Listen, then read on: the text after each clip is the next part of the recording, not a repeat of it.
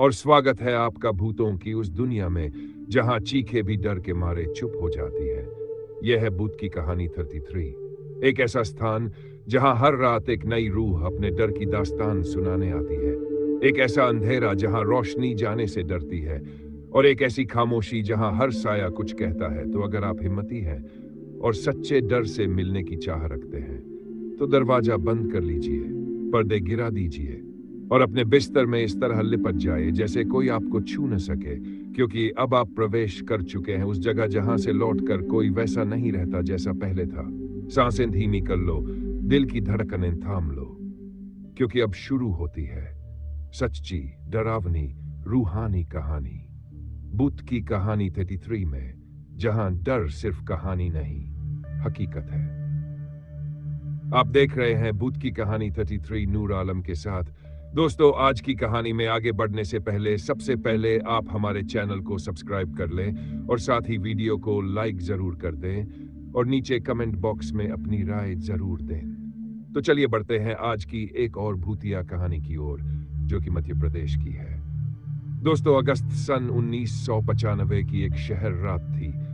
आसमान पर बादल इतने घने थे जैसे किसी ने काले रंग की चादर वहां पर बिछा दी हो। चांद की हल्की सी रोशनी भी उस वक्त कहीं खो गई थी और सितारे बादलों के पीछे छुपे हुए थे। मैं यानी नूर आलम अपनी रोडवेज बस को मध्य प्रदेश के सरसोल के सुनसान रास्तों से होकर लेकर जा रहा था। रात का समय था, शायद उस वक्त रात के ठीक 12 बज चुके थे। बस में सवारियां गिनती की ही थी, कुछ थके हारे मजदूर जो दिन भर की मेहनत के बाद गहरी नींद में थे, एक दो परिवार जिनके बच्चे अपनी मां की गोद में सिमटे हुए थे, और कुछ अकेले यात्री जो खिड़की से बाहर टकटकी लगाए हुए बैठे थे। सड़क कच्ची थी और दोनों तरफ घने जंगल फैले हुए थे, जिनके बीच से रास्ता सांप की तरह बल खाता हुआ आगे बढ़ता था। हवा में एक अजीब सी सनसनी थी, जैसे कोई अनजान शक्ति हवा में तैर रही हो। मेरे मन में एक अनजानी बेचैनी थी जो मुझे बार बार सताई जा रही थी। मैं ड्राइवर सीट पर बैठा स्टीयरिंग को कसकर पकड़े हुए बस को संभाल रहा था। मेरी आंखें सड़क पर थी, लेकिन मन कहीं और। घर की चिंता थी मुझे, मेरी पत्नी जो बीमार थी और मेरा बेटा जो स्कूल में पढ़ाई को लेकर बेहद परेशान था। थकान भी थी क्योंकि मैं सुबह से बस चला रहा था। इस रास्ते पर मैं कई बार आ चुका था, लेकिन आज कुछ अलग था। शायद हवा की ठंडक, शायद जंगल की खामोशी, या शायद मेरे मन का कोई वहम। रास्ते के दोनों ओर पेड़ों की काली परछाइयां मुझे किसी अनजानी आकृति की तरह लग रही थी। हवा में एक अजीब सी गंध थी, जैसे सड़ी हुई मिट्टी और पुराने पत्तों की। पर उस वक्त मेरे बगल में कंडक्टर शकील बैठा था। वो एक हंसमुख इंसान था जो आमतौर पर गाने गुनगुनाता रहता था, लेकिन आज वह भी खामोश था। शायद वह भी इस रात की भारी हवा को महसूस कर रहा था। बस का इंजन पुराना था और उसकी आवाज रात की खामोशी को चीर रही थी। मैंने अपने आप को सड़क पर केंद्रित करने की कोशिश की। रास्ता टेढ़ा मेढ़ा था और बार बार गड्ढों से बचने के लिए मुझे स्टीयरिंग को तेजी से घुमाना पड़ता था।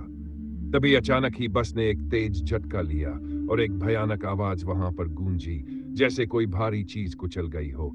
इस आवाज से मेरी दिल की धड़कन रुक सी गई। बस अपने आप ही रुक गई और इंजन खामोश हो गया। पीछे बैठे यात्रियों में हलचल मच गई। कोई जोर से चीखा तो कोई आपस में बड़बड़ाने लगा। मैंने शकील की ओर देखा, जिसका चेहरा पीला पड़ चुका था। उसकी आंखों में वही डर था जो मेरे मन में उमड़ रहा था। मेरे हाथ पैर ठंडे पड़ रहे थे। ये क्या हो गया? मैंने तो सड़क पर कुछ भी नहीं देखा था। फिर मैंने एक गहरी सांस ली और खुद को संभालने लगा। कुछ गड़बड़ थी, बहुत बड़ी गड़बड़। फिर मैंने शकील को इशारा किया और हम दोनों बस से नीचे उतरे। रात की ठंडी हवा ने मेरे चेहरे को उस वक्त छुआ, लेकिन उसमें कोई राहत नहीं थी। मेरे हाथ में टॉर्च थी, जिसकी रोशनी मैंने बस के अगले पहिए पर डाली तो वहां धूल भरी सड़क पर एक आदमी पड़ा हुआ था। उसका आधा शरीर पहिए के नीचे दबा हुआ था और खून की एक पतली धार सड़क पर रेंग रही थी। मेरे हाथ उस वक्त कांपने लगे। ये कैसे हुआ? मैंने तो कुछ देखा ही नहीं। सड़क उस वक्त खाली थी और मैंने बस को पूरी सावधानी से भी चलाया था। फिर यह आदमी पहिए के नीचे कैसे आ गया? तभी मैंने शकील की ओर देखा जो मेरे पास खड़ा था। उसकी आंखें भय से फैली हुई थीं। हम दोनों ने बिना कुछ कहे उस आदमी को निकालने की कोशिश की। मैंने उसके कंधे पकड़े और धीरे से खींचने की कोशिश की, लेकिन उसका शरीर बहुत भारी था, जैसे वह पत्थर का बना हो। फिर मेरी उंगलियां उसके चेहरे के पास गई और फिर जो मैंने देखा उसे देखकर तो मेरे होश उड़ गए, क्योंकि उसकी आंखें जो अब तक बंद थी वो अचानक ही खुल गई। उनमें से एक तेज अलौकिक रोशनी निकली, सफेद, चमकदार और इतनी तीव्र कि मेरी आंखें चौंधिया गई। तभी मैं पीछे हट गया और मेरे पैर लड़खड़ा गए। शकील भी डर के मारे चीख पड़ा और कुछ कदम पीछे हट गया। उस रोशनी में कुछ ऐसा था जो इंसान का नहीं था। वो आदमी जो बस के नीचे दबा था, अब वह हिलने लगा। उसका शरीर धीरे धीरे ऊपर उठने लगा, जैसे कोई अदृश्य शक्ति उसे खींच रही हो। फिर मैंने देखा कि उसका चेहरा अब इंसान का नहीं रहा। उसकी आंखें अब दो चमकते सूरज की तरह थीं और उसका मुंह खुला हुआ था, लेकिन उसमें से कोई आवाज नहीं निकल रही थी। अब मेरे शरीर में सिरहन दौड़ गई। यह क्या था? यह आदमी नहीं, कुछ और था। फिर अचानक ही हवा में एक गहरी डरावनी गूंज उठी। यह आवाज कहीं से नहीं आ रही थी, सिर्फ ये मेरे दिमाग में गूंज रही थी। मेरे कानों में एक अजीब सी फुसफुसाहट होने लगी, जैसे कोई प्राचीन भाषा में कुछ कह रहा हो।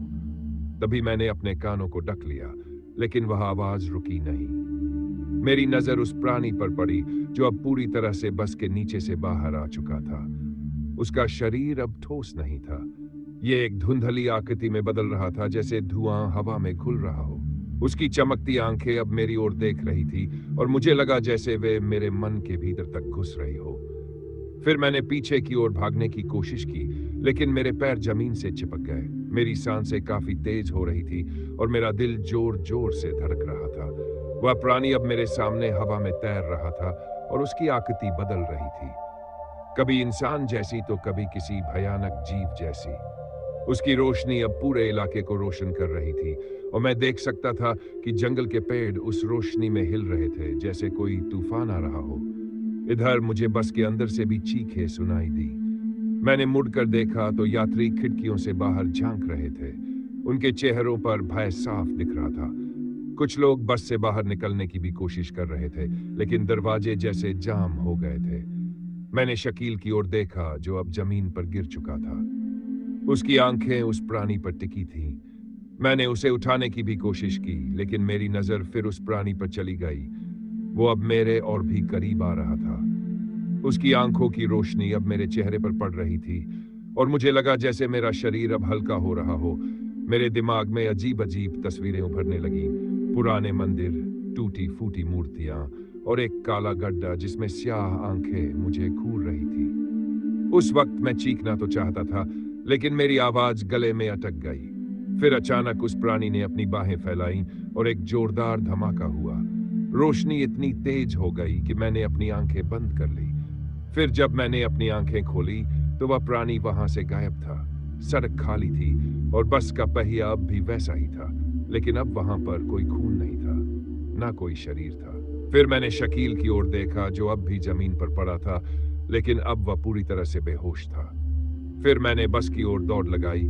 सभी यात्री अब खामोश थे, लेकिन उनके चेहरों पर अब वही डर था। फिर मैंने इंजन चालू करने की कोशिश की और आश्चर्यजनक रूप से वह तुरंत ही चालू भी हो गया। फिर मैंने बस को तेजी से भगाया बिना पीछे मुड़े। मेरे दिमाग में वही चमकती आंखें थीं, वही फुसफुसाहट। जब हम अगले शहर पहुंचे तो मैंने पुलिस को सारी जानकारी दी, लेकिन जब हम उस जगह पर वापस गए तो वहां कुछ भी नहीं था। ना तो कोई खून, ना कोई निशान। मेरी बस की भी जांच हुई, लेकिन उसमें कोई खराबी नहीं मिली। यात्रियों ने भी कुछ नहीं कहा। शायद वह डर गए थे या शायद उन्होंने कुछ देखा ही नहीं। लेकिन दोस्तों, मैं जानता हूं कि उस रात मैंने क्या देखा। वह कोई इंसान नहीं था, वो कोई भूत नहीं था, वो कुछ और ही था। कुछ ऐसा जो इस दुनिया का हिस्सा ही नहीं था। फिर मैंने उस रात के बाद वो रास्ता कभी नहीं लिया। लेकिन हर रात जब मैं सोने की कोशिश करता हूं तो वही चमकती आंखें मेरे सामने आ जाती है और वही फुसफुसाहट मेरे कान में गूंजती है जो उस रात गूंजी थी। लेकिन हाँ, मैंने अब बस ड्राइविंग छोड़ दी है और अब मैं अपने घर पर रहकर एक साधारण जीवन जी रहा हूं, जो कि मेरे मन को बहुत ही सुकून देता है। लेकिन हाँ, वो भयानक यादें आज भी मेरे जहन में ताजा है। तो दोस्तों, इस कहानी में बस इतना ही। कहानी आपको पसंद आई हो तो वीडियो को लाइक, शेयर, कमेंट जरूर कर दें। तो मैं आपका दोस्त नूर आलम जल्द ही मिलूंगा। ऐसी ही एक और डरावनी भूतिया कहानी के साथ तब तक के लिए बाय और टेक केयर।